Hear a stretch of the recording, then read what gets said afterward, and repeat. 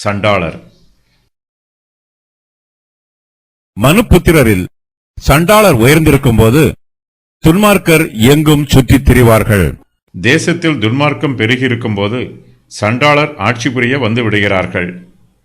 மனுபுத்திரரில் சண்டாளர் உயர்ந்திருப்பது மிகவும் கொடிய காலமாக இருக்கும். சண்டாளருடைய ஆட்சியில் நல்லவர்களுக்கு பாதுகாப்பு இருக்காது. துன்மார்க்கர் எங்கும் சுற்றித் திரிவார்கள். ஜனங்களை ஆட்சி புரிகிறவர்களே சண்டாளர்களாக இருக்கும்போது அந்த ஆட்சியில் நீதிக்கும் நியாயத்திற்கும் இடம் இருக்காது. அவர்கள் யாருக்கும் நம்பிக்கைக்கு பாத்திரவான்களாக இருக்க மாட்டார்கள். தங்களுக்கு மேலாக எந்த அதிகாரமும் இல்லை என்று இருமாப்பாய் இருந்து துன்மார்க்கமான கிரியைகளை நடப்பிப்பார்கள்.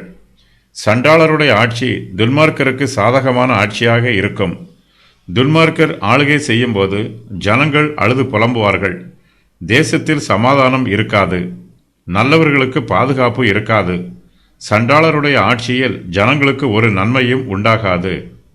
சங்கீதத்தில் கர்த்தருடைய வார்த்தையை பற்றி கூறப்பட்டுள்ள காரியங்கள்: சுத்தமானது, புடமிடப்பட்டது, உத்தமமானது, சிருஷ்டிக்கிறது, சொஸ்தமாக்குகிறது, உயிர்ப்பிக்கிறது, நித்தியமானது, நாவுக்கு இனிமையானது, வாய்க்கு தேனிலும் மதுரமானது, கால்களுக்கு தீபமும் பாதைக்கு வெளிச்சமுமானது.